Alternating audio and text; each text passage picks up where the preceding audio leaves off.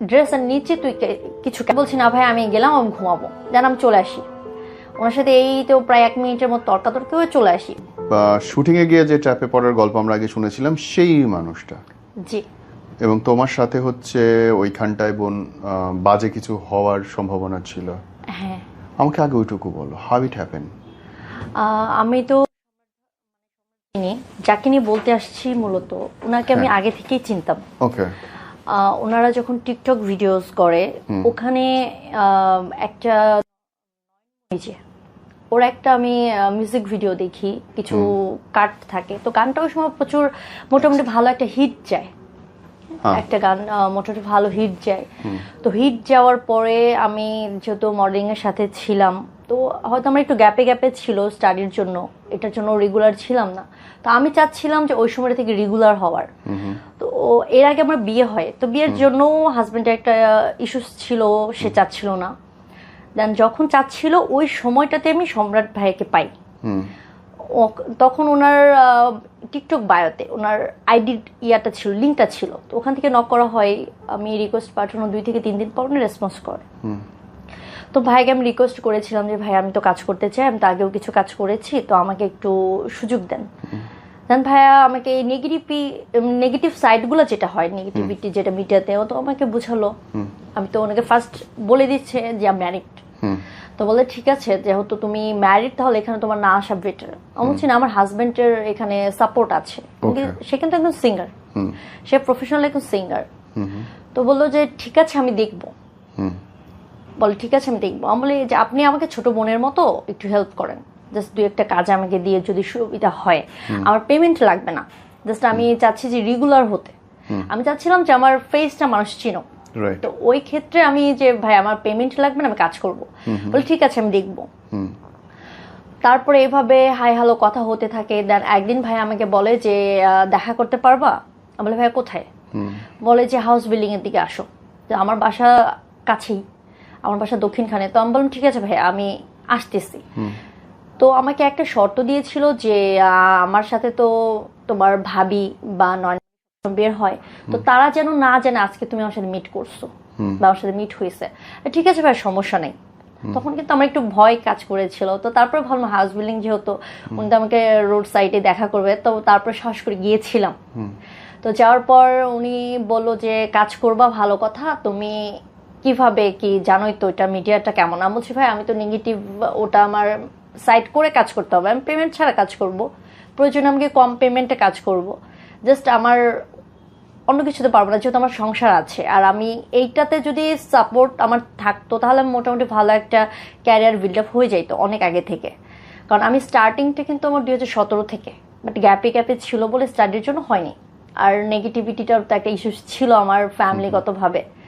দেন ভাইয়ের সাথে আমার দেখা হতেই থাকে, তারপর থেকে দেখা স্টার্ট হয়।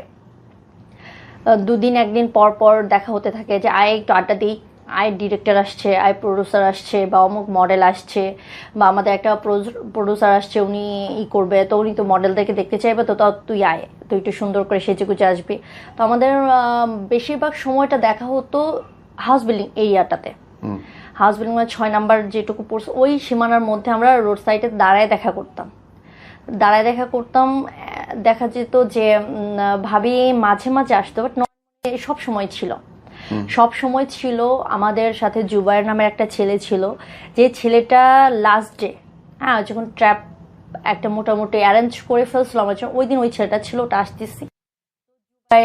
তারপরে এখানে যে আরেকটা ভাইয়া আসছিল, ওই ভাইয়াটা ছিল, আরেকটা ছেলে ছিল, এর সাথে আমার জাস্ট ওই একদিনই দেখা হয়েছে, লাস্ট যেদিন আমরা শুটে যাই ওই দিন। তো ওই সময় থেকে দেখা হয়েছে, নতুন নতুন মেয়ে আসতো, নতুন নতুন ছেলে আসতো। তারপর আরেকটা ছেলে ছিল, যদিও এখন দেশের বাইরে চলে গেছে, নামে একটা ছেলে ছিল, ও ছিল, আরেকটা মেয়ে ছিল, ওরও বিয়ে হয়ে সংসার হয়েছে, ওর সাথে আমার এখনো পর্যন্ত কথা হয়। তো আমাদের মোটামুটি মেয়ে যে কয়জনের সাথে কথা হতো, মোটামুটি কম বেশি সবাইকেই যে হ্যারাস করার ট্রাই করছে বা হয়েছে, কম বা বেশি এটা আমরা শুনছি, বা কাউকে ট্রাই করে হয়তো বা পারে নাই, তাকে হলো যে কি হতো সাইড রোল। হ্যাঁ, যেমন আমাকে যখন বলছে যে তুমি কিছু বুঝোই তো, তোমার ড্রেসের ক্ষেত্রে তোমাকে কোনটা মানাবে বা কি হবে, তুমি কিছু ফটো দাও, তোমার ফেস ছাড়া দাও বা একটু ভিডিও কলে আসো, মানে উইদাউট ড্রেস উনি এটা অফার করে আমাকে। আমি বলছি ভাই এটা পসিবল না, মানে কাপড় ছাড়া হ্যাঁ ভিডিও কলে, হ্যাঁ এবং ছবি দিতে, হ্যাঁ। তো আমাকে এটা হলো যে কয়েকদিন পুশ করে, তো বলে যে এইগুলো যে বলছি এগুলো ভাবি এবং মনে যেন না জানে। আমি বলছি ভাই এটা তো সম্ভব না, এটা কেমনে কি, আমি তো একজন ওয়াইফ, এইসব আমার দ্বারা সম্ভব না। দেন এইসব কথা যখন হতেই থাকে, বাট আমি একটা সময় বলে যে দেখ আচ্ছা ঠিক আছে বাদ দিয়ে এগুলো, তুই আমার বোনের মতো, তোকে আমি লিড না দিতে পারলেও তোকে আমি এমন কিছু কাজ দিব যেখানে থেকে মানুষ তোকে চিনবে। এর মধ্যে হলো যে আমার হাজবেন্ড একটা গান রেডি করা ছিল, হ্যাঁ অডিও একটা গান রেডি করা ছিল ভাইয়ার, এখন ওর গানটা রেডি করা ছিল তখন। এখন কিন্তু আমার হাজবেন্ডের মোটামুটি একটা পরিচিত আসছে, এখন চিনে। তো ওই সময়টাতে ওকে তেমন কেউ চিনতো না, ওর প্রতিভা থাকলেও তেমন কেউ চিনতো না। তো আমাকে বলতেছিল যে ঠিক আছে তাহলে গানটা সেল করে দাও, একদম রেডি গান, তো বলে সেল করে দাও। বল ঠিক আছে, তো কাজ করে, গানটা তো ভালো, তাহলে ওনাকে বলি দেখি। ওনাকে বললাম যে ভাই একটা গান রেডি করা আছে, এটা একটু করবেন কিনা। বলে ঠিক আছে তাহলে তুই তোর হাজবেন্ডকে নিয়ে আয়। ততদিনে মোটামুটি একটা রিলেশন বিল্ড আপ হয়েছে, আমাকে তুই তাকারি করে বলে, তো খুব ভালো ক্লোজ হয়ে গেছে আর কি। আমি আসছি আমার হাজবেন্ডকে নিয়ে উত্তর 11 নম্বরে দেখা করি। তো দেখা করার পরে গানটা শুনলো, শোনার পর সব কিছু বলতেছে যে তোমার তো কেউ চিনে না, ফেস ভালো নাই, বাজেট তো অনেক লাগবে, তোমার গানটা অনেক ভালো, এটা বিগ বাজেটে করতে হবে, এটা হয়তো কক্সবাজার বা কোথাও একটু ভালো প্লেসে করলে গানটা হিট খাবে, কিন্তু এটার জন্য তো এখন প্রডিউসার নাই, আমি তোমাকে জানাবো, আর যদি তোমার কোনো প্রডিউসার থাকে তাহলে বলো। তো আমার হাজবেন্ডের যদি প্রডিউসার ছিল, আমি তো মডেল এবং আমার হাজবেন্ড ইউটিউব চ্যানেল আছে, তাহলে তো ওনাকে প্রয়োজন ছিল না। ঠিক আছে দেখা যাক। তো এর মধ্যে ওই গানটা পরবর্তীতে কিন্তু বড় একটা চ্যানেলে, ইউটিউব চ্যানেলে যায়, যেটা হলো হয়তো ভাগ্যে ছিল আমাদের, বড় একটা ইউটিউব চ্যানেলে পরে ওই গানটা নাটকে যায়।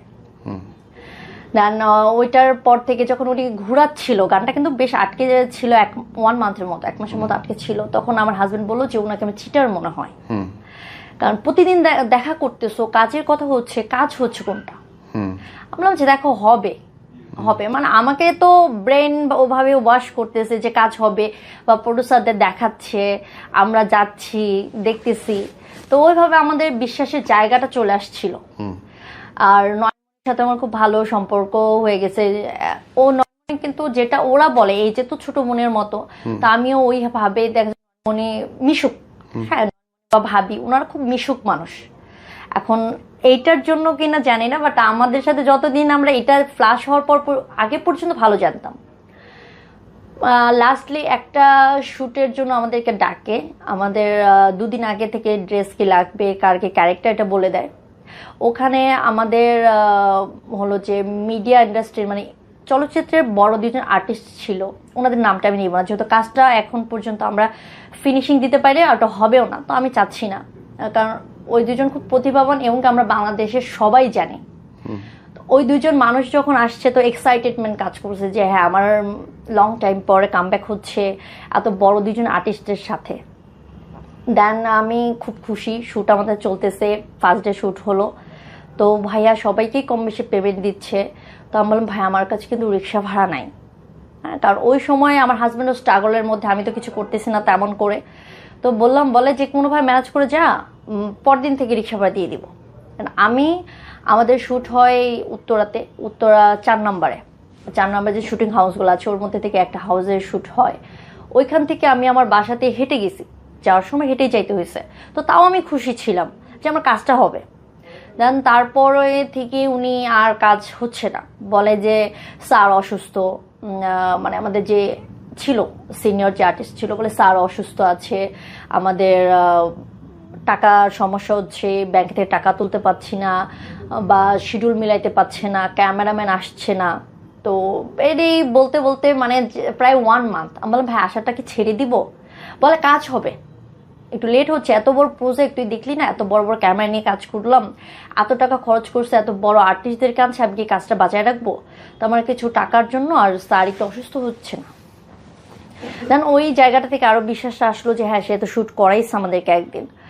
আরেকদিন ডাকলো যখন আমাদেরকে বললো তোদের কিছু ফটোশ্যুট করতে হবে, তোরা তো ফটোশ্যুট, কারণ আমাদের নতুন কয়েকটা মেয়ে ছিল, ওই মেয়েটা ও নারায়ণগঞ্জ থেকে আসে, ও আসে, আরেকটা মেয়ে ছিল, ওর নামটা খেয়াল আসছে না আমার এই মুহূর্তে, মনে ছিল, আমি ছিলাম, ভাবি আসছিল পরে। ওইখানে নামের ছেলেটা ছিল, তারপরে আরেকটা ছেলে যে ওই যে এখানে আসছিল, ভাইটার নামটা আমি মনে করতে পারছি না, ওকে, বেশ হোয়াটএভার, কয়েকবার বল, বলছি। হ্যাঁ। তো ওই ভাইটাও ছিল। তো আমরা ফটোশুটের জন্য ওখানে ড্রেস আপ বলছিল নিয়ে যেতে, তো সেভাবে ড্রেস আপ পরে গেছি। মেকআপ আর্টিস্ট যিনি হলো যে ওই ভাইয়ার প্রত্যেকটা শুটের মেকআপ করতো, মানে আমাদের তো সেকেন্ড শুট ছিল ওই দিন, যেদিন আমরা ফটোশুট করলাম। ফটোশুট আগে শুটিং এর সময় ওইটাই ছিল, মানে বলছিল সবসময় সাথে থাকে, এবং কি প্রায় প্রতিদিন আমরা যখন মিট করতেছি শেখকে আমরা পাচ্ছি। নাম আর বলার দরকার নেই, হ্যাঁ। হ্যাঁ, তো ওনাকে মেকআপ আর্টিস্ট হিসেবে পাচ্ছি। তো ওনাকে মামা ডাকছি, কারণ ভাই মামা ডাকে, তো ওনাদের মামা মানে উনি আমার ভাই, তো মামা সেই হিসেবে মামাই ডাকি, ম্যাক্সিমাম সবাই ওনাকে মামাই ডাকে। তো উনি মেকআপ করতে করতে আমাকে হলো যে ব্যাড কিছু কথা, তো আমি মাথায় নিয়ে ভাবছি মজা। হ্যাঁ, ওই যেদিন দিয়াবাড়িতে আমরা ফটোশ্যুট করছিলাম না, মজার ছলে ওটা উড়িয়ে দিছি, শুটে একটু মজা হয়। দেন তারপরে ভাইয়া বেশ কতদিন পর হবে অনুমানিক, এটা আমার মনে পড়তেছে না, শুট বলে যে শুট হবে ইয়েতে, ওই নীলা মার্কেট ওই সাইডে শুট হবে ওইখানে, তো তোদেরকে আগের দিন পাঠিয়ে দিব। আমি বলছি ভাইয়া তাহলে আপনারা, বলে যে আমি তোদেরকে নিয়ে রেখে আসবো, তুই ভয় পাস না, আমরা পরের দিন সকাল ভোরবেলা যে কাজ করব, কারণ এতগুলো লোক গেলে ওখানে রাতে থাকতে পারবো না, অত বড় হাউস পাইনি, আর আমরা তো একটা গাড়ি করে চলে যেতে পারবো, তোদের লেট হবে, কারণ তোর ভাবি যাবে, আমি যাবো, মনি যাবে, তো তোরা আগে চলে যা। দেন আমি ওই দিন হলো 9টা থেকে 9:30টার মধ্যে আমরা রওনা হই, তা আসি মোটামুটি 8টা, হাউস বিল্ডিং। তখন মেয়েটাকে, যে আপুটা ছিল ওই আপুটাকে পাই, আপুটা হলো যে 3 পিস পরা ছিল। তো ভাইয়া রাগারে করছিল যে আমি একটু মডার্ন করে করব, দেখতো তানিয়া এটা কি ড্রেস, এই ড্রেসটা নিয়ে আসছে, এটা কি হবে? ওকে আমি ড্রেস বারবার বলে দিছি, তাও ওইটাই নিয়ে আসছে। আমি বললাম আপু তো দেখো, বলে যে আপু আমার না ওই সব ওয়েস্টার্ন ড্রেস নাই। আমি বললাম দেখো টপস টি শার্ট বা জিন্স এগুলো নর্মাল, এগুলো তো এমনিতে নর্মাল ড্রেস, তুমি এটাতে কাজ করতে গেলে এইগুলো ক্যারি করতে হবে। পরে বললো যে আপু এরপর থেকে আস্তে আস্তে হয়ে যাবে, আমি তো প্রথমবার আমার ছিল না, তো ভাইয়া হঠাৎ করে আমাকে বলছে, আজকেই বলছে, এই জন্য আমি হঠাৎ করে 3 পিসগুলো নিয়ে চলে আসছি। পরে বললো ঠিক আছে হবে। তো আমি বললাম ভাইয়া তো কয়টা কাজ করবেন? ওই আপুটা ওকে লিড থাকবে, মনে ওকে একটা সাইড ক্যারেক্টার দেব। তো আমাকে যেটা বললো যে 2টা লিজেন্ডারি সিঙ্গারের কথা। তো আমি বললাম ঠিক আছে, আমি তো খুব খুশি, মহা খুশি যে কাজ করব।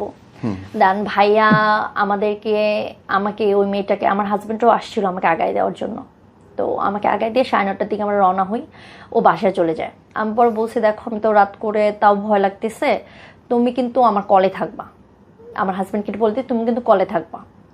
তো ওখানে গিয়েই মোটামুটি ভাইয়া বলে যে কিছু ড্রেস দিয়ে তুই ট্রায়াল দে, আমি তোকে দেখবো। তো আমি ওই সময় হয় কি একটা ড্রেস পরছি, বলে যে ড্রেসের নিচে তুই কিছু কেন পরছিস, কারণ ড্রেসটা ছিল স্কিন, তো যে কারণে নিচে আমার আরেকটা ড্রেস পরার কারণে উনি বলতেছে যে এটা কেন, তো অনলি জাস্ট হলো যে ভিতরে কিছু রাখা যাবে না, তো এভাবে আমি দেখবো। আমার ভাই এইভাবে তো সম্ভব না।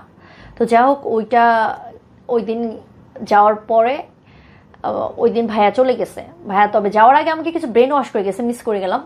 ব্রেন ওয়াশটা হলো যে বলতেছে যে দেখ টাকা পয়সা সবারই দরকার আছে, টাকা তোরও দরকার আছে, আমারও দরকার আছে, তো এখন যদি আমি তো আর ছেলে মানুষ, আর ডিরেক্টর কয়টা বা প্রডিউসার ম্যানেজ করতে পারে, তুই যদি চেষ্টা করিস আমি কিছু প্রডিউসার ম্যানেজ করে দিব, বাট ওদেরকে তোকে বুঝাইতে হবে, টাইম দিতে হবে, ওখান থেকে মোটামুটি তোর একটা ভালো আর্নিং চলে আসবে, প্লাস আমাদের কাজটাও হয়ে যাবে। তো তুই এটা চাস কিনা? বলছি ভাই এটা কেমন সম্ভব, আমি যদি প্রডিউসারকে ম্যানেজ করতে পারি তাহলে আমি নিজেই কাজ করে ফেলতে পারি, তাহলে তো আপনাকে আর প্রয়োজন হচ্ছে না। তো বলে যে দেখ বুঝার চেষ্টা কর। তো আমি ওই সময় চিন্তা করলাম যে আর্গুমেন্টে না যাই, ভাই যেটা বলছে হ্যাঁ হ্যাঁ করে যাচ্ছি, কারণ ওই দিন তো আমার কাজটা হোক, যেহেতু আমি ওখানে গেছি ওই দিন কাজটা হোক। তো বলতেছে যে তোরা এখানে থাকবে, আমরা চলে যাই। রাতে খাবার দিয়েছে, আমরা খেয়েছি, ভাই আমাদেরকে রেখে চলে আসছে। তো আমি হলো যে একটা রুমে থাকার কথা, যেটা অ্যাজ ইউজুয়াল হওয়ার কথা, তো আমি আর ওই আপুটা একটা রুমে আমরা শুয়ে আছি, আমি আমার হাজবেন্ডের সাথে কথা বলতেছি, ওই আপুটাও হয়তো বা কারোর সাথে ফোনে কথা বলছিল। ওই সময়ে হয় কি আমাকে ওই তনি আপু একটু বাইরে বের হয়েছিল, বলতেছে যে আপু তোমাকে ডাকে। আমাকে কে ডাকে? বলে যে মেকআপ ম্যান ডাকছে। তো ভালো, আমি বললাম যে আচ্ছা তাহলে হয়তো আগামীকালে আমার কি মেকআপটা বা কি ড্রেস আপ করবো, হয়তো এটা নিয়ে ডিসকাস করতেই পারে, স্বাভাবিক। আমি এইটা ভেবে আমি বের হই রুম থেকে, ওনার রুমের দরজায় গিয়ে দাঁড়াই যে আমাকে ডাকছেন? বলে হ্যাঁ। বলে যে ভিতর আসেন। আমি বললাম বলেন ভাইয়া, আমি তো ঘুমাই যাবো, অনেক রাত হয়ে গেছে, আমি কথা বলতেছিলাম হাজবেন্ডের সাথে, ও লাইনে আছে। তখনও আমার হাজবেন্ড লাইনে। তো বলে যে ভিতর আসেন। তো আমি তখন বলছি, আমার হাজবেন্ড বললাম যে তুমি একটু কলটা কাটো, হয়তো মেকআপ নিয়ে কথা বলবো, আমি একটু পরে কল ব্যাক করছি। এটা বলে আমি কলটা কাটছি। কেটে ওনাকে আমি বলতেছি বলেন। উনি বারবার বলতেছে ভিতরে আসেন। আমি বলি ভিতরে কিভাবে যাব? আপনি বললে বলেন, আমি তো ঘুমাবো, এখন 12টা বেজে গেছে, আমার তো কালকে সকালটা কাজ করতে হবে, না ঘুম না হলে মেকআপ বসবে না। তো বলতেছে আপনি আসেন। আমি বলছি না ভাই, আমি গেলাম, আমি ঘুমাবো, দেন আমি চলে আসি। ওনার সাথে এই তো প্রায় 1 মিনিটের মতো তর্কাতর্কি হয়ে চলে আসি। উনি মন খারাপ করে ফেলায়। একটু পরে আমার সম্রাট ভাই ফোন দেয়। সম্রাট ভাই ফোন দিয়ে বলতেছে যে কি হয়েছে? আমি বলি কেন, কি হয়েছে ভাইয়া? বলে যে মামা নাকি তোকে ডাকছে, তুই যাস না। বললাম আমি গিয়েছিলাম, তো গিয়েছিলাম। বলতেছে যে কথা বলবে। তো আমি বলছি ভাই বলেন কি বলবেন। বলছে একটু গল্প করব। তো ভাইয়া বলেন, সকালে আমার শ্যুট আছে, সকালে তো আমি এখন যদি না ঘুমাই, আমার কি কালকে ভালো করে মেকআপটা বসবে, আমি কি কাজ করতে পারবো? পরে বলতেছে যে একটু যা। আমি বললাম কেন? বলে যা, কি বলে শোন। আমি বললাম ভাইয়া আমি পারবো না, আমি এখন ঘুমাবো, আমার প্রচুর ঘুম পাইছে, আমি এমনিতেই আর্লি ঘুমায় যাই। তো বলার পরে ভাইয়া ফোনটা কেটে দেয়। একটু পরে উনি আবার ঘুরঘুর করতেছে, মেকআপ আর্টিস্ট আমার পিছনে ঘুরঘুর করতেছে। দেন যে ছেলেটা ছিল জুবাইর, তো উনি আইসা আমাকে বলতেছে যে কি ব্যাপার, তুমি কেন যাও নাই? যাচ্ছে যাও, কথা বলো। আমরা কি কথা বলবো? বলে যে একটু গল্প সল্প হয়তো করবে। আমি বললাম ভাই গল্প করলে তো উনি বাইরে করতে পারে, উনি দরজায় দাঁড়াও করতে পারে, রুমে যাইতে হবে কেন? আবার আমাকে ফোন দেয়, বলে দেখ তোকে একটা কথা বলি। আমি বলি কি? বলতেছে যে এখন কি বলবো, তোর কিভাবে বলবো, তোর তো ছোট বোনের মতো দেখি, তুই আমাকে ভাইয়ের মতো ভাবিস। বলে ভাইয়া ভাইয়া বলেন। বলে যে দেখ এতগুলো টাকা অ্যারেঞ্জ করছি আমি, এতগুলা ক্যামেরাম্যান সব চলে আসবে সকালবেলা, আমার ডিরেক্টর বলা আছে, ক্যামেরা লাইট সব কিছু বলা আছে, আরও আর্টিস্ট বলা আছে, তারা চলে আসবে, আমরা তো আছি আসবো। দেখ আমি এত টাকা দিয়ে হাউসটা ভাড়া নিছি, তোরাও চলে গেছি, সব কিছু এখন জাস্ট তোর জন্য আমার সব কিছু পণ্ড হয়ে যাবে। আমি কি করছি ভাইয়া? বলে যে মামা কি বলে একটু শোন। বলে মামা কি বলে? উনি আমাকে মেবি ব্যাড ইঙ্গিত করতেছে। উনি বলো যে ডিরেক্ট বলে ফেললো যে সে তোকে কাছে পাইতে চাচ্ছে, তুই একটু বুঝ, এটা তো কেউ জানবে না, জাস্ট আমার তোর আর মা এর মধ্যে থাকবে। ভাই এটা কেমন কথা বললেন? এটা কেমন কথা বলে ফেলেন আপনি? আমি যেন ওয়াইফ, আর আপনি আমাকে বোন বলছেন, আপনি বোনকে এটা কিভাবে বলতে পারেন? জাস্ট তাও একটা মেকআপ আর্টিস্টের সাথে আমি এটা করবো, ওর সাথে আমার যায়, কিভাবে কি বলতেছেন? তো আপনি যদি কেউ বলতো আপনি পারতেন? দেন উনি বলতেছে তুই এটা কেমন কথা বললি, তুই আমার এত বড় কথাটা বলার রাইট কিভাবে রাখলি? বলে মুখের ফোনটা কেটে দিচ্ছে। দেন একটু পর আসছে আমার রুমে, এসব বলতেছে তানিয়া কি হয়েছে? আমি বললাম ভাই কি হয়েছে জানেন না? বলে তুমি কি এই কাজটা ঠিক করছো? আমি বললাম কোন কাজটা? বলে যে তোমাকে যাই কিছু বলো তুমি অন্যভাবে বলতে পারতা, যে ভাই আপনি আমাকে ছোট বোনের মধ্যে দেখেন এটা কিভাবে করলেন, বাট যে কতটা কাছের, তার কতটা আপন তুমি এটা জানো, তার কথা তুমি কিভাবে বললা? আমার সে আমাকে কিভাবে বলা রাইট লাগলো? আমিও তো কারো বোন, আমি কারো ওয়াইফ, সে তো ভালো করে জানে। তো সে নয়নমণির কথা শুনতে পারতেছে না, এটা যদি আমার বড় ভাই শুনে তার রিয়াকশন কি থাকবে? তো তার তো এটা বোঝাতে ছিল, নয়নমণিকে বললাম সহ্য করতে পারবো না, তাহলে সেও কারো বোন। এটা বলার পর বললো যে এটা ঠিক করে না, ভাইকে সরি ভাবে বুঝানোর ট্রাই করতেছে, কেন বলছি এটা ভুল করে ফেলছি। পরে আমি ওনাকে এটা নিয়ে পরে ফোন দিয়ে বলি ভাইয়া হয়তো ভাই বলা উচিত হয় নাই, বাট এটা আমার খুব কষ্ট লাগছে, দেন আমি এটা এভাবে বলে ফেলছি, তো ভাই আমার এটা সম্ভব না, আমি শুট করবো না, আমি চলে যাবো। পর বলতেছে আমার এতগুলো টাকা কিভাবে জড়বেন? আমি বলছি আপনি মেকআপ আর্টিস্টের থেকে নিয়ে নিবেন, কারণ এইটার দায়িত্ব আমার না, এটা দায়িত্ব আমার না। এটা যদি আপনি আগে বলতেন তাহলে আমি শুটেই আসতাম না। তো ওই সময় আবার মেয়েটা সাথে এক রুমে ওনার লকড, যখন আমি ভাইয়ের সাথে তর্কাতর্কিগুলো চলতেছে ওরা লকড। তো আমি বেশ অনেকক্ষণ দরজা নক করার পর প্রায় 3 থেকে 5 মিনিট পরে দরজা খুলছে। তখন আমি আমার হাজব্যান্ডকে ফোন দিয়ে বলতেছি যে এরকম হয়েছে, শেয়ার করছি যে তুমি প্লিজ একটু ভিডিও কল আমাকে সকাল পর্যন্ত, এখন তো আর বের হতে পারবো না, তুমি একটু থাকো, আমার ভয় করতেছে। তাহলে আমার হাজব্যান্ড প্রায় সারা রাত ওভাবেই রয়েছে আমার সাথে কলে। যখন 5টা 5:30টার মতো বাজে, ওই সময়টায় ভাইয়া পরে বলতেছে ঠিক আছে সকালে তোদেরকে টাকা দিচ্ছি 1000 আমি বিকাশ পাঠায়, তোরা চলে যা, শুট করবো না, যা হয়েছে হয়েছে, আমার লস। উনি দেন বললো তন্নির বিকাশ, উনি 1000 টাকা পাঠায়। তো তন্নির কাছে ক্যাশ টাকা ছিল। তো আমরা পরে ভোরবেলাতেই বের হই, কারণ ওইখানে আমি চাচ্ছিলাম কখন বের হইতে পারবো, কারণ সারাটা রাত আমার কাছে এত বাজে কাটছে, ভয়ে বা রাগে, দুইটা কাজে করছে আমার, ভয় বা রাগ। এত ছিলাম যে ভাইকে তো আমি অনেক বিশ্বাস করতাম। তো আমাকে ফোন দিয়েছে, নর্মালি বলতেছে দেখো মাহির তুমি এটা নিয়ে এত করো না, তো মামা হয়তো বা এটা কিভাবে বলে ফেলছে যাই না, ওইটা হলো যে বাবা টাকাটা অনেক লস হবে তো ওই জন্য বলছে, বাট বাবা কিন্তু এমন মানুষ না বলতেছে। ঠিক আছে ওকে ফাইন। আমি ওই সময় আর আমি ওখান থেকে বের হয়ে একটা সিএনজি পাই, আমরা ওখান থেকে চলে আসি পর্যন্ত। ওখান থেকে আপুটা তো চিনে না তেমন একটা, তো খিলক্ষেত থেকে আমি ওকে বলি কোন বাসে যাইতে হবে, ওকে দিয়ে দিই, ও চলে যায়, আমিও চলে আসি। দেন ওই আপুটার সাথে আমার আবার ফেসবুক এক্সচেঞ্জ হয়েছিল।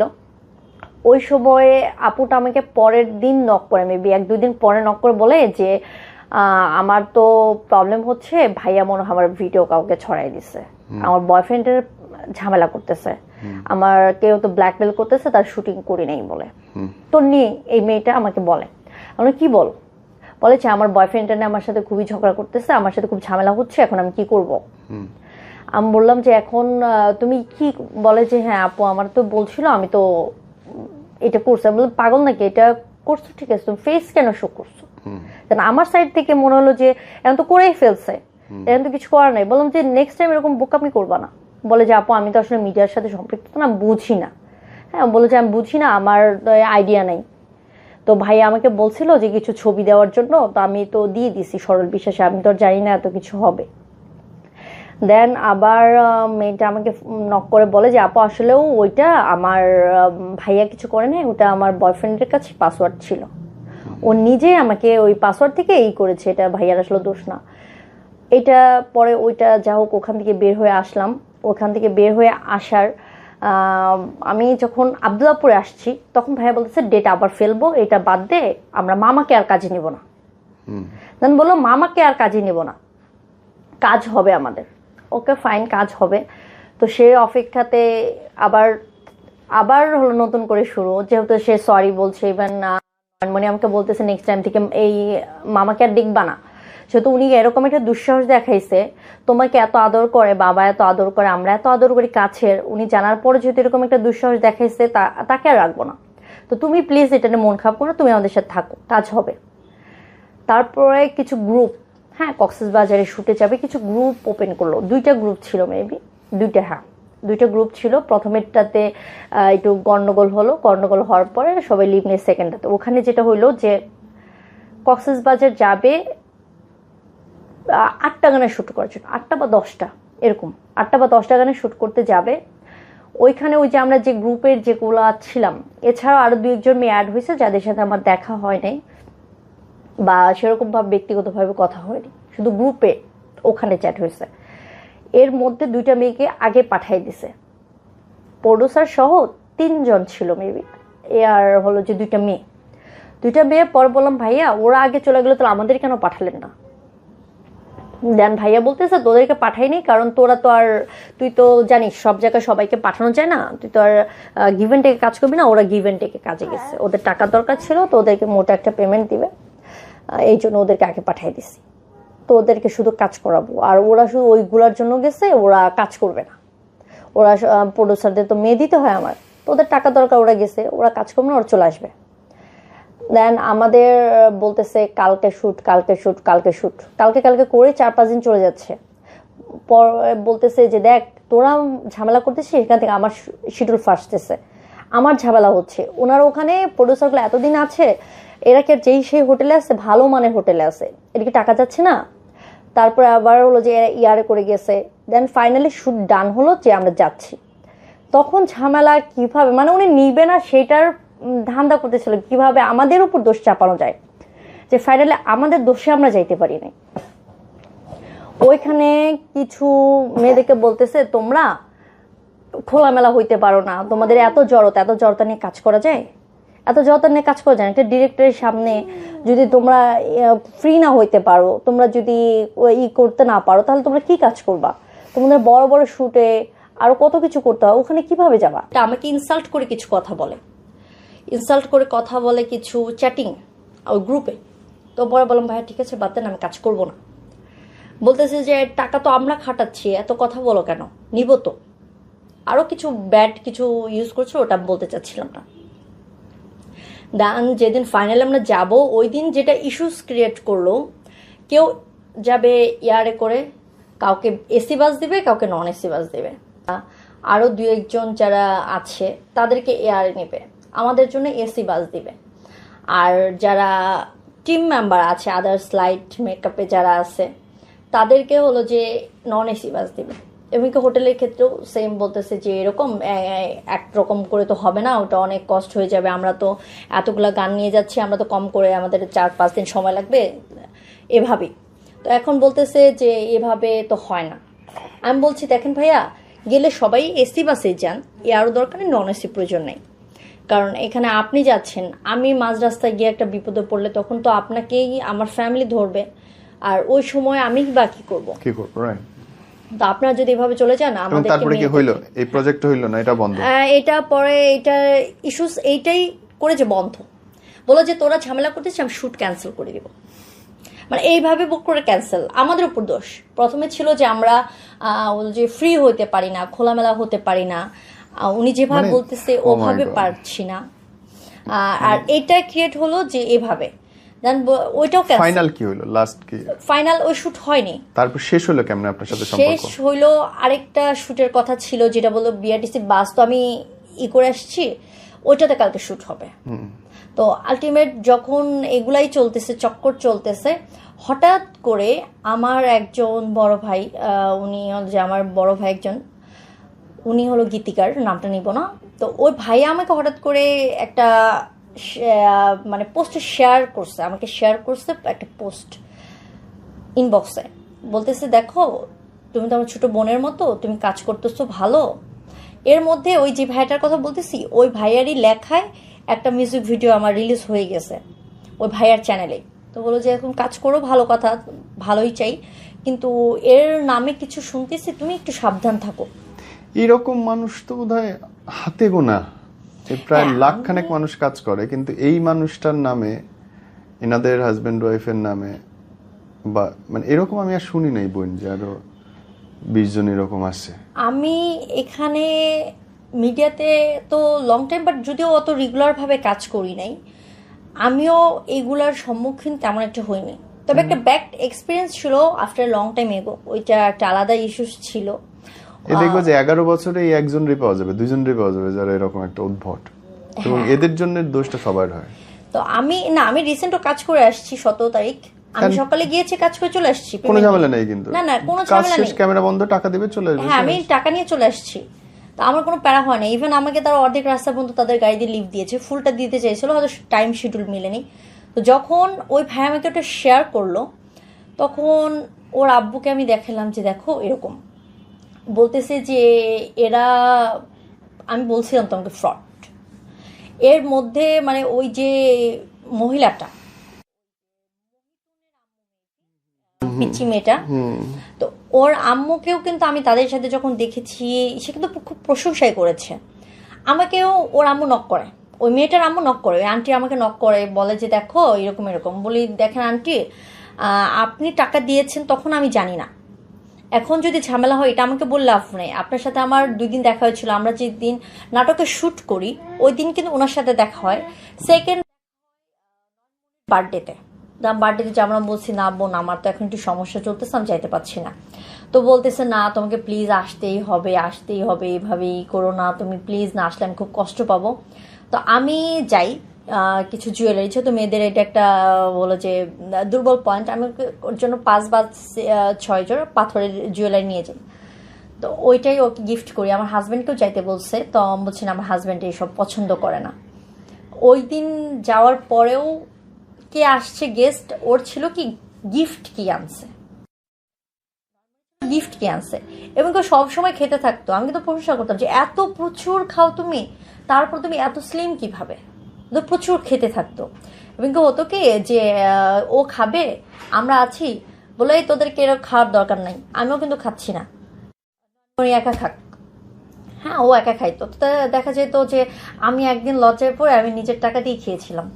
এটা ছিল মানে উত্তরাতেই 11-12 মাঝামাঝি একটা রেস্টুরেন্টে, যে শেষে বললাম না ভাই আর সমস্যা নাই, আমি কি এত গরিব হয়েছি নাকি, কারণ মজার ছলে পর নিজেই খেয়েছি, এরকম হয়েছে। তোমার এই স্টোরিটা থেকে মানুষ যদি শেখে, কি শিখতে পারে বলো তো? শিখতে পারে হলো যে অতিভক্তি চোরের লক্ষণ। আমি যেটা প্রথমে বলবো, প্রথমে এটা বলবো যে অতিভক্তি চোরের লক্ষণ, যেটা হয়তো বা আজকাল আমাদের এই সময়টাতে মিডিয়া ইন্ডাস্ট্রিতে প্রচুর বেড়ে গেছে। যারা বলবে কাজ হবে, বিগ প্রজেক্ট হবে, আলটিমেট আমি যেটা দেখছি ভাইয়া, তারা কাজ করে না। হ্যাঁ, আর আমি 17 তারিখে যে কাজটা করেছি, এটা একটা বিগ চ্যানেল, 1 মিলিয়ন প্লাস তাদের সাবস্ক্রিপশন আছে। তো ভাইকে আমি বললাম ভাই আমি কাজ করব। পরে বললো যে ঠিক আছে, তুমি কি আগে কাজ করছো? আমি বলছি হ্যাঁ ভাইয়া করা হয়েছে, কিন্তু ইরেগুলার ছিলাম, এখন আমি ভাইয়া রেগুলার করতে চাচ্ছি। ঠিক আছে, তোমার কাজের লিঙ্ক দিও। দেন আমি একটা গানের লিঙ্কটি ওনাকে শেয়ার করি, এবং কি উনি আমার কাছে ছবি চাই, 2টা ছবি শেয়ার করেছি। ঠিক আছে, আমি তো শ্যুট হবার কথা আছে 20 তারিখের দিকে, আমি তোমাকে জানাবো, তুমি একদিন পারলে আমার অফিসে মিট করো কাজের আগে। দেন আমি কিন্তু সেই সুযোগটাও পাইনি। হঠাৎ উনি আমাকে 16 তারিখে কল করে, আমাকে পাইনি, তার আমার হাজবেন্ডকে রিচ করছে তার অফিস স্টাফের মাধ্যমে। ও আমাকে ফোন দিয়েছে, বলতেছে তুমি একটু কল করো। তো কল করছি, বলে যে কাল শ্যুট আছে, তুমি পারবো? আমরা হ্যাঁ ভাই পারবো। ড্রেস আপ কি লাগবে বলে, তোমাকে আমি জানাই দিচ্ছি টেক্সট। Okay fine. দেন গিয়ে কাজ করে আসছি। এইভাবে আসলে কাজগুলো হয়। আসলেই তাই। যারা বলে যে কাজ করব, প্রডিউসার আছে, বিগ কাজ হবে, আলটিমেট কাজ হয় না। আমি এটাই বলবো, যারা মিডিয়াতে আসতে চায়, এই হবে জিনিসটার মধ্যে যেন না পড়ে। যাদের সাথে আমার এ পর্যন্ত কাজ হয়েছে, হঠাৎ কাজ হয়েছে। কারণ যাদের কাস্টিং দরকার হয় না ভাইয়া, তারা হঠাৎ কাস্ট করে ফেলে। সেটা ছোট থেকে বড়, আমি যেটাই দেখেছি, হঠাৎ কাস্ট হয়ে যায়। 1 দিন বা 2 দিন আগে কল আসবে যে তুমি কাল বা পরশু পাচ্ছ কিনা। আসলেই তাই হয়। তো আমি পরে রেসপন্স করে। তো ভাইকে আমি রিকোয়েস্ট করেছিলাম যে ভাই আমি তো কাজ করতে চাই, আমি তো আগেও কিছু কাজ করেছি, তো আমাকে একটু সুযোগ দেন। দেন ভাইয়া আমাকে নেগেটিভ সাইডগুলো যেটা হয়, নেগেটিভিটি যেটা মিডিয়াতে, ও তো আমাকে বুঝালো। আমি তো ওনাকে ফার্স্ট বলে দিচ্ছে যে আমি ম্যারিড। তো বলে ঠিক আছে, যেহেতু তুমি ম্যারিড, তাহলে এখানে তোমার না আসা বেটার। আমি বলছি না, আমার হাজবেন্ডের এখানে সাপোর্ট আছে, সে কিন্তু একজন সিঙ্গার, সে প্রফেশনাল একজন সিঙ্গার। তো বললো যে ঠিক আছে আমি দেখবো। বলে ঠিক আছে আমি দেখবো। আমি বলি যে আপনি আমাকে ছোট বোনের মতো একটু হেল্প করেন, জাস্ট 2-1টা কাজ আমাকে দিয়ে যদি সুবিধা হয়, আমার পেমেন্ট লাগবে না, জাস্ট আমি চাচ্ছি যে রেগুলার হতে। আমি চাচ্ছিলাম যে আমার ফেসটা মানুষ চিনো। তো ওই ক্ষেত্রে আমি যে ভাই আমার পেমেন্ট লাগবে না, আমি কাজ করবো। বলে ঠিক আছে আমি দেখবো। তারপরে এভাবে হাই হ্যালো কথা হতে থাকে। দেন একদিন ভাই আমাকে বলে যে দেখা করতে পারবা? আমি বলে ভাই কোথায়? বলে যে হাউস বিল্ডিং এর দিকে আসো। তো আমার বাসা কাছেই, আমার বাসা দক্ষিণখানে। তো আমি বললাম ঠিক আছে ভাই, আমি আসতেছি। তো আমাকে একটা শর্ত দিয়েছিল যে আমার সাথে তো তোমার ভাবি বা বের হয়, তো তারা যেন না জানে আজকে তুমি আমার সাথে মিট করছো বা আমার সাথে মিট হয়েছে। ঠিক আছে ভাই, সমস্যা নেই। তখন কিন্তু আমার একটু ভয় কাজ করেছিল। তো তারপরে ভাবলাম হাউস বিল্ডিং যেহেতু, উনি তো আমাকে রোড সাইডে দেখা করবে, তো তারপরে সাহস করে গিয়েছিলাম। তো যাওয়ার পর উনি বললো যে কাজ করবা, ভালো কথা, তুমি কিভাবে কি জানোই তো এটা মিডিয়াটা কেমন। আমি বলছি ভাই আমি তো নেগেটিভ, ওটা আমার সাইড করে কাজ করতে হবে, আমি পেমেন্ট ছাড়া কাজ করব, প্রয়োজনে আমাকে কম পেমেন্টে কাজ করব, জাস্ট আমার অন্য কিছুতে পারবো না, যেহেতু আমার সংসার আছে। আর আমি এইটাতে যদি সাপোর্ট আমার থাকতো, তাহলে আমি মোটামুটি ভালো একটা ক্যারিয়ার বিল্ড আপ হয়ে যাইতো অনেক আগে থেকে। কারণ আমি স্টার্টিংটা কিন্তু আমার 2017 থেকে, বাট গ্যাপে ছিল বলে স্টাডির জন্য হয়নি। আর নেগেটিভিটিটার তো একটা ইস্যু ছিল আমার ফ্যামিলিগতভাবে। দেন ভাইয়ের সাথে আমার দেখা হতেই থাকে, তারপর থেকে দেখা স্টার্ট হয়।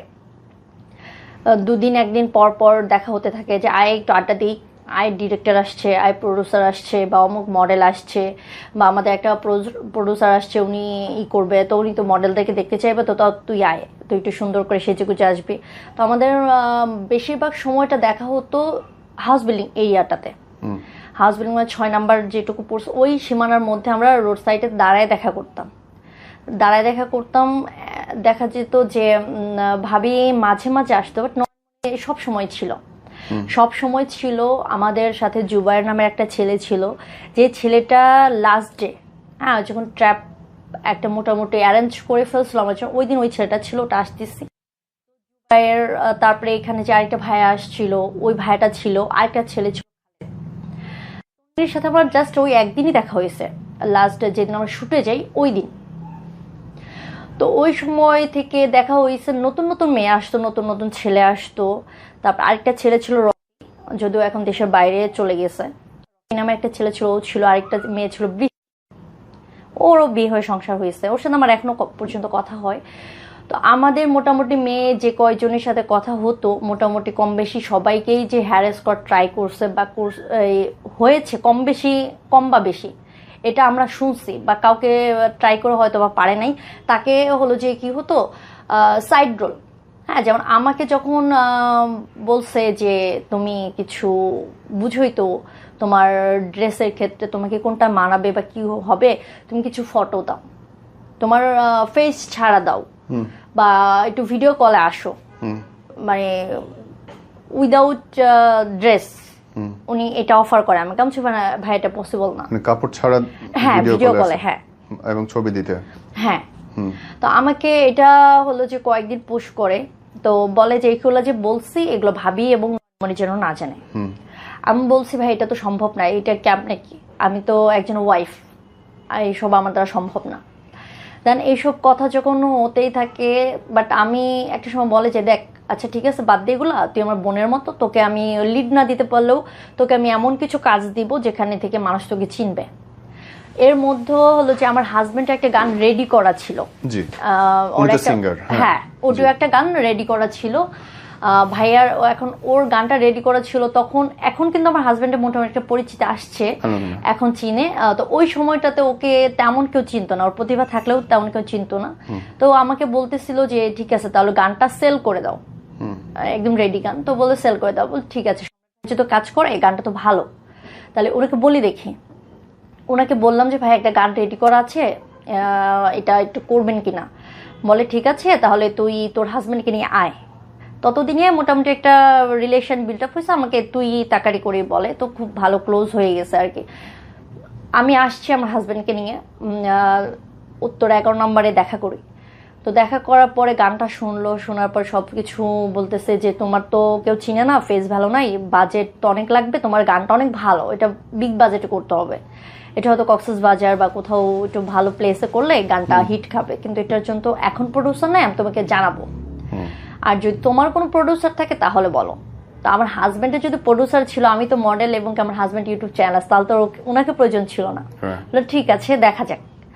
তো এর মধ্যে ওই গানটা পরবর্তীতে কিন্তু বড় একটা চ্যানেল, ইউটিউব চ্যানেলে যায়, যেটা হলো হয়তো ভাগ্যে ছিল আমাদের, বড় একটা ইউটিউব চ্যানেলে পরে ওই গানটা নাটকে যায়।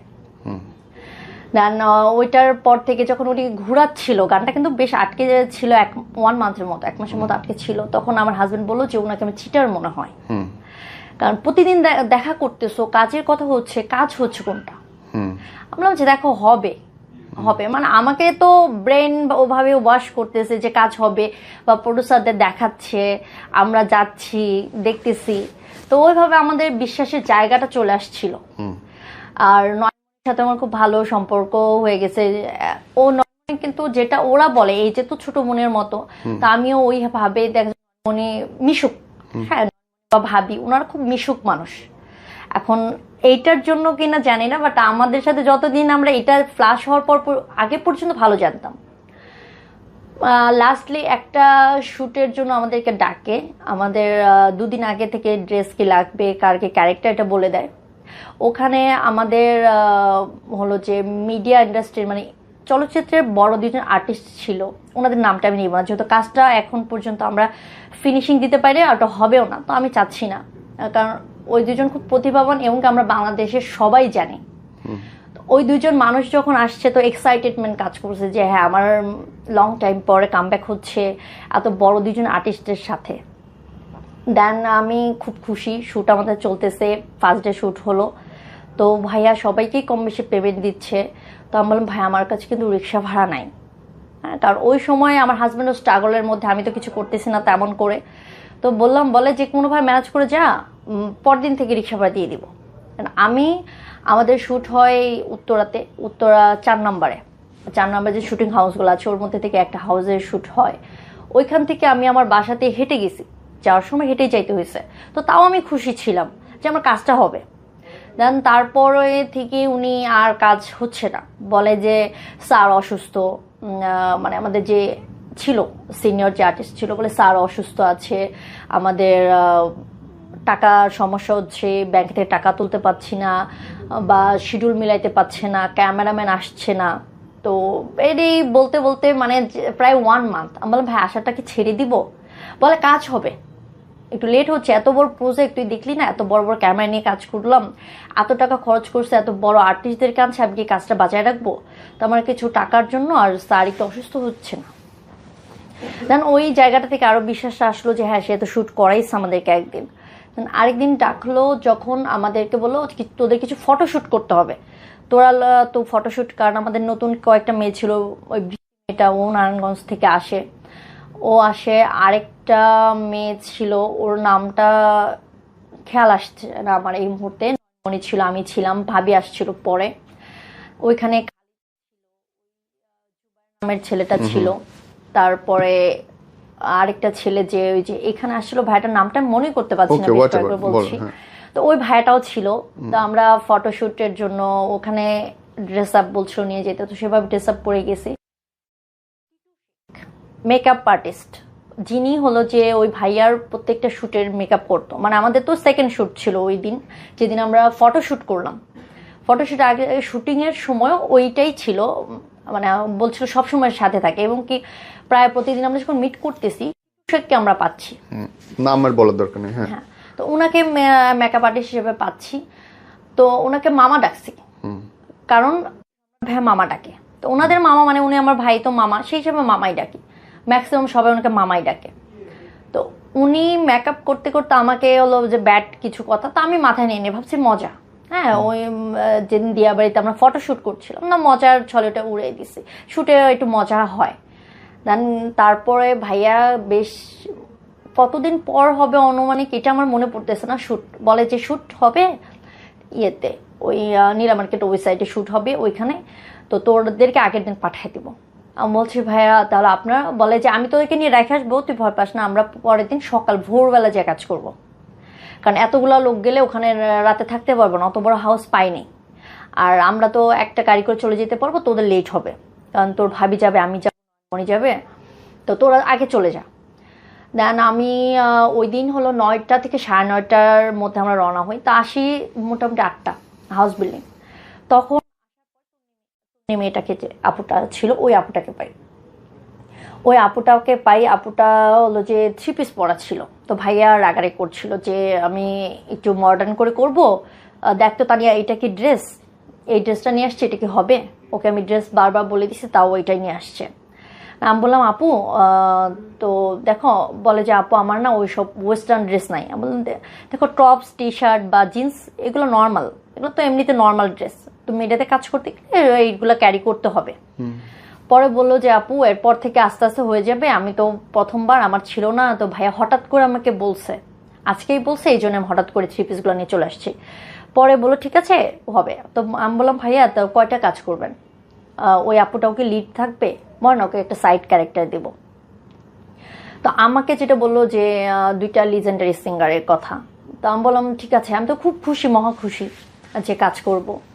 দেন ভাইয়া আমাকে ওই মেয়েটাকে, আমার হাজবেন্ডও আসছিল আমাকে আগায় দেওয়ার জন্য, তো আমাকে আগায় দিয়ে 9:30টার দিকে আমরা রওনা হই, ও বাসায় চলে যায়। আমি পরে বলছি দেখো আমি তো রাত করে, তাও ভয় লাগতেছে, তুমি কিন্তু আমার কলে থাকবা, আমার হাজবেন্ডকে বলতে তুমি কিন্তু কলে থাকবা। তো ওখানে গিয়েই মোটামুটি ভাইয়া বলে যে কিছু ড্রেস দিয়ে তুই ট্রায়াল দে, আমি তোকে দেখবো।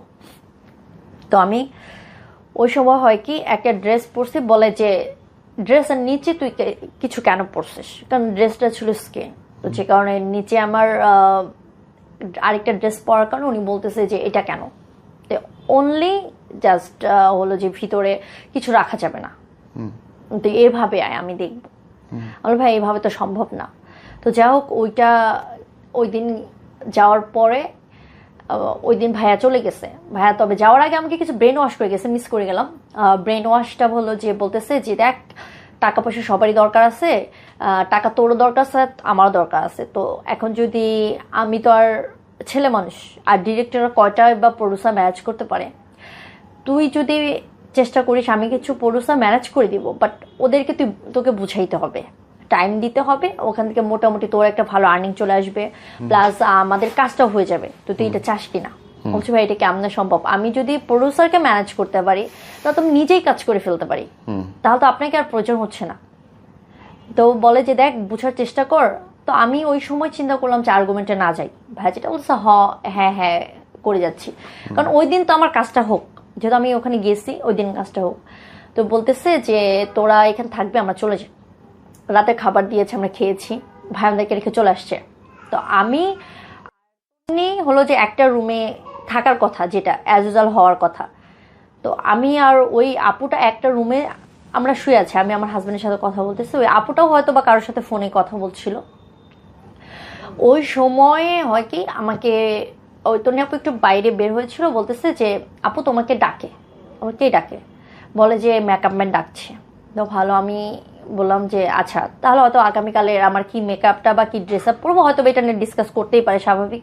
আমি এইটা ভেবে আমি বের হই রুম থেকে, ওনার রুমের দরজায় গিয়ে দাঁড়াই, যে আমাকে ডাকছেন? বলে হ্যাঁ। বলে যে ভিতর আসেন। আমি বললাম বলেন ভাইয়া, আমি তো ঘুমাই যাব, অনেক রাত হয়ে গেছে, আমি কথা বলতেছিলাম হাজব্যান্ডের সাথে, ও লাইনে আছে। তখনও আমার হাজব্যান্ড লাইনে। তো বলে যে ভিতর আসেন। তো আমি তখন বলছি, আমার হাজব্যান্ড বললাম যে তুমি একটু কলটা কাটো, হয়তো মেকআপ নিয়ে কথা বলবো, আমি একটু পরে কল ব্যাক করছি। এটা বলে আমি কলটা কাটছি। কেটে ওনাকে আমি বলতেছি বলেন, উনি বারবার বলতেছে ভিতরে আসেন। আমি বলি ভিতরে কিভাবে যাব? আপনি বললে বলেন, আমি তো ঘুমাবো, এখন 12টা বেজে গেছে, আমার তো কালকে সকালে একটা কাজ করতে হবে, না ঘুম না হলে মেকআপ বসবে না। তো বলতেছে আপনি আসেন। আমি বলছি না ভাই আমি গেলাম, আমি ঘুমাবো, যেন আমি চলে আসি। ওনার সাথে এই তো প্রায় 1 মিনিটের মতো তর্কাতর্কি হয়ে চলে আসি, উনি মন খারাপ করে ফেলায়। একটু পরে আমার সম্রাট ভাই ফোন দেয়।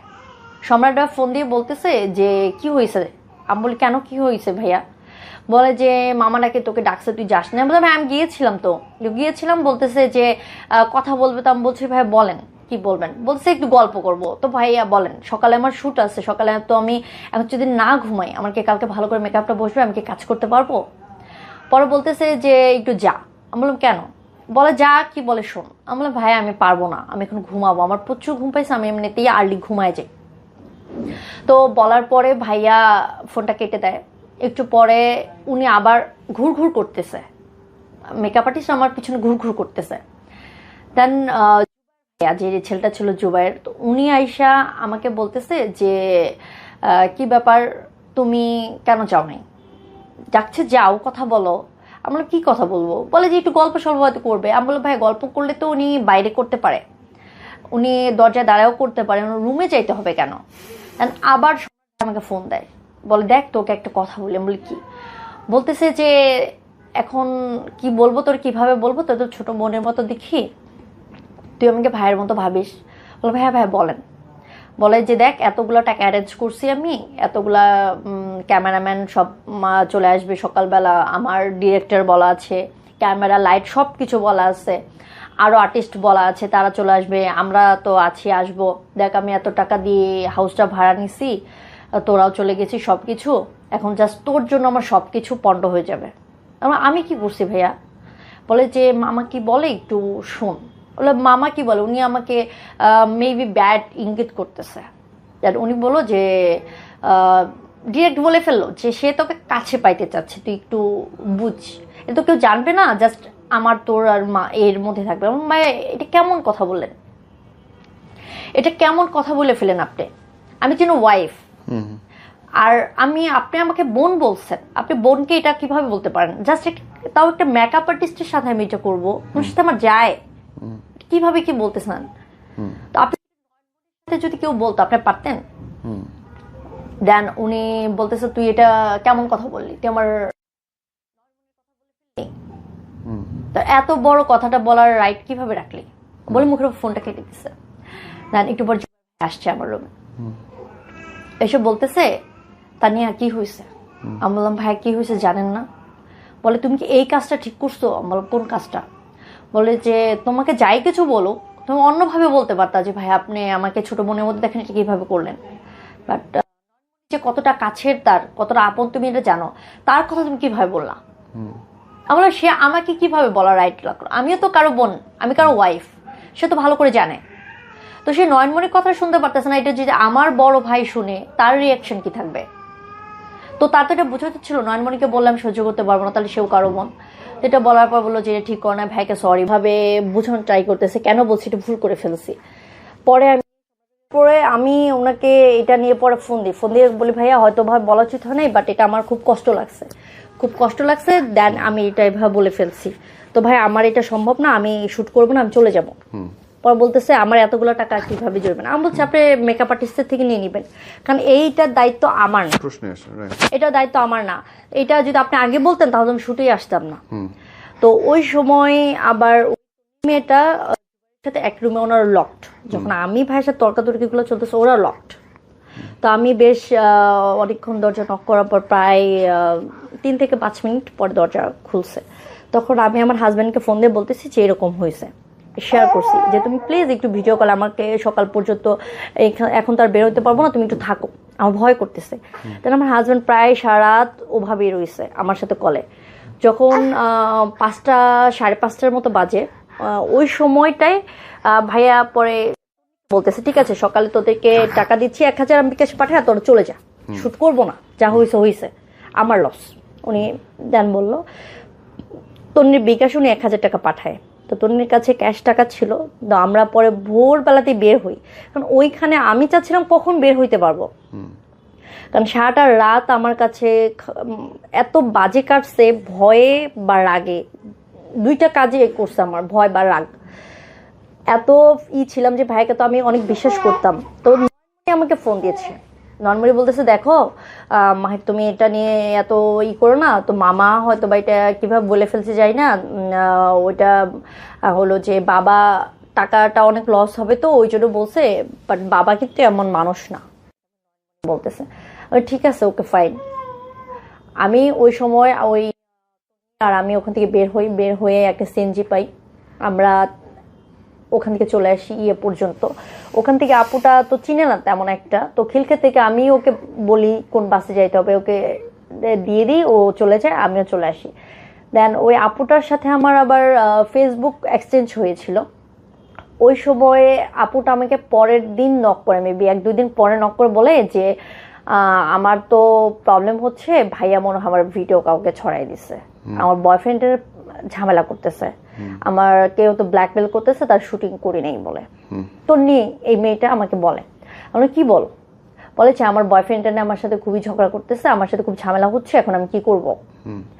আমি বললাম যে এখন তুমি কি, বলে যে হ্যাঁ আপু আমার তো বলছিল আমি তো এটা করছি। আমি বললাম পাগল নাকি, এটা করছো ঠিক আছে, তুমি ফেস কেন শো করছো। আমার সাইড থেকে মনে হলো যে এখন তো করেই ফেলছে, এখন তো কিছু করার নাই। বললাম যে নেক্সট টাইম এরকম বোকামি করবা না। বলে যে আপু আমি তো আসলে মিডিয়ার সাথে সম্পৃক্ত না, বুঝি না। হ্যাঁ বলে যে আমি বুঝি না, আমার আইডিয়া নাই। তো ভাই আমাকে বলছিল যে কিছু ছবি দেওয়ার জন্য, তো আমি তো দিয়ে দিছি সরল বিশ্বাসে, আমি তো জানি না এত কিছু হবে। দেন আবার মেয়েটা আমাকে নক করে বলে যে আপু আসলেও ওইটা আমার ভাইয়া কিছু করে নাই, ওটা আমার বয়ফ্রেন্ডের কাছে পাসওয়ার্ড ছিল, ও নিজে আমাকে ওই পাসওয়ার্ড থেকে করেছে, এটা ভাইয়ার আসলে দোষ না। এটা পরে ওইটা যা হোক ওখান থেকে বের হয়ে আসলাম। ওখান থেকে বের হয়ে আসার আমি যখন আব্দুল্লাহপুরে আসছি তখন ভাইয়া বলতেছে ডেট আবার ফেলবো, এটা বাদ দে, আমরা মামাকে আর কাজে নিব না। দেন বললো মামাকে আর কাজে নিব না, কাজ হবে আমাদের। ওকে ফাইন, কাজ হবে।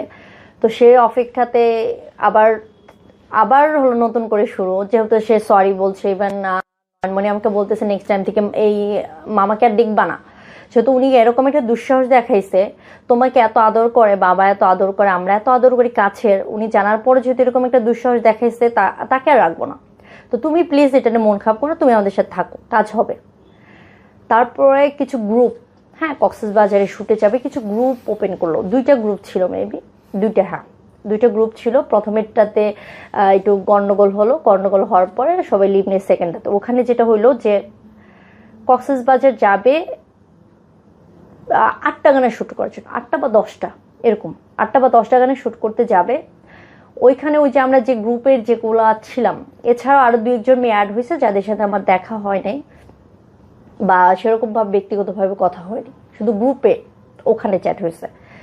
এর মধ্যে 2টা মেয়েকে আগে পাঠাই দিছে, প্রডিউসার সহ 3 জন ছিল মেবি, আর হলো যে 2টা মেয়ে। পর বললাম ভাইয়া ওরা আগে চলে গেলো, তো আমাদের কেন পাঠালেন না? দেন ভাইয়া বলতেছে তোদেরকে পাঠাইনি, কারণ তোরা তো আর, তুই তো জানিস সব জায়গায় সবাইকে পাঠানো যায় না, তুই তো আর গিভ এন্ড টেকে কাজ করবি না। ওরা গিভ এন্ড টেকে কাজে গেছে, ওদের টাকা দরকার ছিল, তো ওদেরকে মোটা একটা পেমেন্ট দিবে, এই জন্য ওদেরকে আগে পাঠাই দিছি। তো ওদেরকে শুধু কাজ করাবো, আর ওরা শুধু ওইগুলোর জন্য গেছে, ওরা কাজ করবে না। ওরা প্রডিউসারদের তো মেয়ে দিতে হয় আমার, তো ওদের টাকা দরকার, ওরা গেছে, ওরা কাজ করবে না, ওরা চলে আসবে। দেন আমাদের বলতেছে কালকে শুট, কালকে করে 4-5 দিন চলে যাচ্ছে। পর বলতেছে যে দেখ তোরা ঝামেলা করতেছিস, এখান থেকে আমার শিডিউল ফাঁসতেছে, আমার ঝামেলা হচ্ছে। ওনার ওখানে প্রডিউসারগুলো এতদিন আছে, এরা কি যেই সেই হোটেলে আছে, ভালো মানের হোটেলে আছে, এটা কি টাকা যাচ্ছে না? তারপরে আবার হলো যে ইয়ারে করে গেছে। দেন ফাইনালি শুট ডান হলো যে আমরা যাচ্ছি, তখন ঝামেলা কিভাবে, মানে উনি নিবে না সেটার ধান্দা করতেছিল, কিভাবে আমাদের উপর দোষ চাপানো যায়, যে ফাইনালি আমাদের দোষে আমরা যাইতে পারি নাই। ওইখানে কিছু মেয়েদেরকে বলতেছে তোমরা খোলামেলা হইতে পারো না, তোমাদের এত জড়তা নিয়ে কাজ করা যায়, একটা ডিরেক্টরের সামনে যদি তোমরা ফ্রি না হইতে পারো, তোমরা যদি করতে না পারো, তাহলে তোমরা কি কাজ করবা? তোমাদের বড় বড় শুটে আরো কত কিছু করতে হয়, ওখানে কিভাবে যাবা? আমাকে ইনসাল্ট করে কিছু কথা বলে, কিছু চ্যাটিং ওই গ্রুপে। তো পরে বললাম ভাইয়া ঠিক আছে বাদ দেন, আমি কাজ করব না। বলতেছে যে টাকা তো আমরা খাটাচ্ছি, এত কথা বলো কেন, নিব তো। আরো কিছু ব্যাড কিছু ইউজ করছো, ওটা বলতে চাচ্ছিলাম না। দেন যেদিন ফাইনালি আমরা যাব, ওই দিন যেটা ইস্যুস ক্রিয়েট করলো, কেউ যাবে ইয়ারে করে, কাউকে এসি বাস দিবে, কাউকে নন এসি বাস দিবে, আরো 2-1 জন যারা আছে তাদেরকে এয়ারে নেবে, আমাদের জন্য এসি বাস দিবে। আর যারা টিম মেম্বার আছে, আদার্স লাইট মেকআপে যারা আছে, তাদেরকে হলো যে নন এসি বাস দিবে। এমনকি হোটেলের ক্ষেত্রেও সেম বলতেছে যে এরকম একরকম করে তো হবে না, ওটা অনেক কষ্ট হয়ে যাবে, আমরা তো এতগুলা গান নিয়ে যাচ্ছি, আমরা তো কম করে, আমাদের 4-5 দিন সময় লাগবে, এভাবেই। তো এখন বলতেছে যে এভাবে তো হয় না। আমি বলছি দেখেন ভাইয়া, গেলে সবাই এসি বাসে যান, আরও দরকার নেই, নন এসি প্রয়োজন নেই। কারণ এখানে আপনি যাচ্ছেন, আমি মাঝ রাস্তায় গিয়ে একটা বিপদে পড়লে তখন তো আপনাকেই আমার ফ্যামিলি ধরবে, আর ওই সময় আমি বা কি করবো, রাইট? তো আপনারা যদি এভাবে চলে যান, আমাদের তারপরে কি হইলো, এই প্রজেক্ট হইলো না, এটা বন্ধ। এটা পরে এটা ইস্যুস এইটাই করে যে বন্ধ, বলো যে তোরা ঝামেলা করতেছিস, আমি শুট ক্যান্সেল করে দিব। মানে এইভাবে বুক করে ক্যান্সেল, আমাদের উপর দোষ। প্রথমে ছিল যে আমরা যে ফ্রি হতে পারি না, খোলামেলা হতে পারি না, উনি যেভাবে বলতেছে ওভাবে পারছি না, আর এটা ক্রিয়েট হলো যে এভাবে। দেন ওইটাও ফাইনাল কি হলো, লাস্ট কি ফাইনাল ওই শুট হয়নি। তারপর শেষ হলো কেমনে আপনার সাথে সম্পর্ক? শেষ হইলো আরেকটা শুটের কথা ছিল, যেটা বললো বিআরটিসি বাস, তো আমি করে আসছি, ওইটাতে কালকে শুট হবে। তো আলটিমেট যখন এগুলাই চলতেছে, চক্কর চলতেছে, হঠাৎ করে আমার একজন বড় ভাই, উনি যে আমার বড় ভাই একজন, উনি হলো গীতিকার, নামটা নিব না।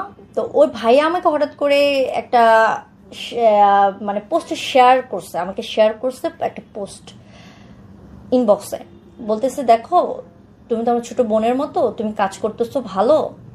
এর মধ্যে ওই যে ভাইটার কথা বলতেছি, ওই ভাইয়ারই লেখায় একটা মিউজিক ভিডিও আমার রিলিজ হয়ে গেছে ওই ভাইয়ার চ্যানেলে। তো বলো যে এখন কাজ করো, ভালো কথা, ভালোই চাই, কিন্তু এর নামে কিছু শুনতেছি, তুমি একটু সাবধান থাকো। এরকম মানুষ তো বোধহয় হাতে গোনা, প্রায় লাখখানেক মানুষ কাজ করে, কিন্তু এই মানুষটার নামে, এনাদের হাজবেন্ড ওয়াইফের নামে, বা মানে এরকম আমি আর শুনি নাই বোন, যে আরো 20 জন এরকম আছে। আমি এখানে মিডিয়াতে তো লং টাইম, বাট যদিও অত রেগুলার ভাবে কাজ করি নাই, আমিও এগুলার সম্মুখীন তেমন একটা হইনি, তবে একটা ব্যাড এক্সপিরিয়েন্স ছিল আফটার লং টাইম এগো, ওইটা একটা আলাদা ইস্যু ছিল। দেখবো যে 11 বছরে এই একজনই পাওয়া যাবে, দুইজনই পাওয়া যাবে যারা এরকম একটা উদ্ভট, এবং এদের জন্য দোষটা সবার হয়। তো আমি রিসেন্টও কাজ করে আসছি 17 তারিখ, আমি সকালে গিয়েছি, কাজ করে চলে আসছি, কোনো ঝামেলা নেই কিন্তু। না কোনো ঝামেলা নেই, ক্যামেরা বন্ধ, টাকা দিবে, চলে আসবে। হ্যাঁ, আমি টাকা নিয়ে চলে আসছি, তো আমার কোনো প্যারা হয় না। ইভেন আমাকে তারা অর্ধেক রাস্তা পর্যন্ত তাদের গাড়ি দিয়ে লিভ দিয়েছে, ফুলটা দিতে চাইছিল, হয়তো টাইম শিডিউল মিলেনি। তো যখন ওই ভাই আমাকে ওটা শেয়ার করলো, তখন ওর আব্বুকে আমি দেখালাম যে দেখো এরকম, বলতেছে যে এরা, আমি বলছিলাম তোমাকে ফ্রড। এর মধ্যে মানে ওই যে মহিলাটা, পিচি মেয়েটা, তো ওর আম্মুকেও কিন্তু আমি তাদের সাথে যখন দেখেছি, সে কিন্তু খুব প্রশংসাই করেছে। আমাকেও ওর আম্মু নক করে, ওই মেয়েটার আম্মু নক করে, ওই আন্টি আমাকে নক করে, বলে যে দেখো এরকম এরকম। বলি দেখেন আন্টি, আপনি টাকা দিয়েছেন তখন আমি জানি না, এখন যদি ঝামেলা হয় এটা আমাকে বললে লাভ নেই। আপনার সাথে আমার 2 দিন দেখা হয়েছিল, আমরা যে দিন নাটকে শ্যুট করি ওই দিন কিন্তু ওনার সাথে দেখা হয়, সেকেন্ড বার্থডেতে। বার্থডেতে যে আমরা বলছি না বোন আমার তো এখন একটু সমস্যা চলতেছে, আমি যাইতে পারছি না। তো বলতেছে না তোমাকে প্লিজ আসতেই হবে, এভাবেই করো না তুমি, প্লিজ না আসলে আমি খুব কষ্ট পাবো। তো আমি যাই, কিছু জুয়েলারি, যেহেতু মেয়েদের এটা একটা বলো যে দুর্বল পয়েন্ট, আমি ওর জন্য 5 বা 6 জোড় পাথরের জুয়েলারি নিয়ে যাই। তো ওইটাই ওকে গিফট করি। আমার হাজব্যান্ডকেও যাইতে বলছে, তো আমি বলছি না আমার হাজব্যান্ড এইসব পছন্দ করে না।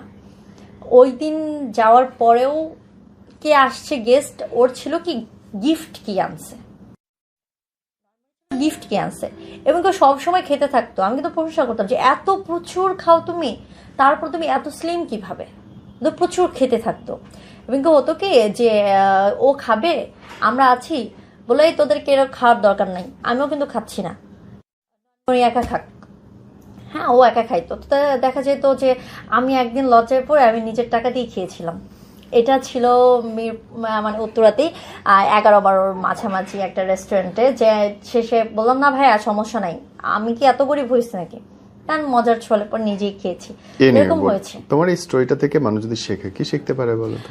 শিখতে পারে হলো যে অতিভক্তি চোরের লক্ষণ। আমি প্রথমে বলবো, প্রথমে এটা বলবো যে অতিভক্তি চোরের লক্ষণ, যেটা হয়তো বা আজকাল আমাদের এই সময়টাতে মিডিয়া ইন্ডাস্ট্রিতে প্রচুর বেড়ে গেছে। যারা বলবে কাজ হবে, বিগ প্রজেক্ট হবে, আলটিমেট আমি যেটা দেখছি ভাইয়া তারা কাজ করে না। হ্যাঁ, আর আমি 17 তারিখে যে কাজটা করেছি, এটা একটা বিগ চ্যানেল, 1 মিলিয়ন প্লাস তাদের সাবস্ক্রিপশন আছে। তো ভাইকে আমি বললাম ভাই আমি কাজ করব।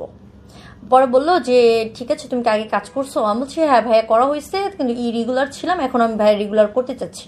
ঠিক আছে তোমার কাজের লিঙ্ক দিও। দেন আমি একটা গানের লিঙ্কটি ওনাকে শেয়ার করি, এবং কি উনি আমার কাছে ছবি চাই, 2টা ছবি শেয়ার করেছি। ঠিক আছে আমি তো শ্যুট হবার কথা আছে 20 তারিখে থেকে, আমি জানাবো, তুমি একদিন পারলে আমার অফিসে মিট করো কাজের আগে। দেন আমি কিন্তু সেই সুযোগটাও পাইনি। হঠাৎ উনি আমাকে 16 তারিখে কল করে, আমাকে পাইনি, তার আমার হাজবেন্ডকে রিচ করছে তার অফিস স্টাফের মাধ্যমে। ও আমাকে ফোন দিয়েছে, বলতেছে তুমি একটু কল করো। তো কল করছি, বলে যে কাল শ্যুট আছে তুমি পারবো? আমরা হ্যাঁ ভাই পারবো। ড্রেস আপ কি লাগবে বলে, তোমাকে আমি জানাই দিচ্ছি টেক্সট। Okay fine. দেন গিয়ে কাজ করে আসছি। এইভাবে আসলে কাজগুলো হয়। আসলেই তাই। যারা বলে যে কাজ করব, প্রডিউসার আছে, বিগ কাজ হবে, আলটিমেট কাজ হয় না। আমি এটাই বলবো যারা মিডিয়াতে আসতে চায়, এই হবে জিনিসটার মধ্যে যেন না পড়ে। যাদের সাথে আমার এ পর্যন্ত কাজ হয়েছে, হঠাৎ কাজ হয়েছে, কারণ যাদের কাস্টিং দরকার হয় না ভাইয়া, তারা হঠাৎ কাস্ট করে ফেলে। সেটা ছোট থেকে বড় আমি যেটাই দেখেছি, হঠাৎ কাস্ট হয়ে যায়। 1 দিন বা 2 দিন আগে কল আসবে যে তুমি কাল বা পরশু পাচ্ছ কিনা। আসলেই তাই হয়। তা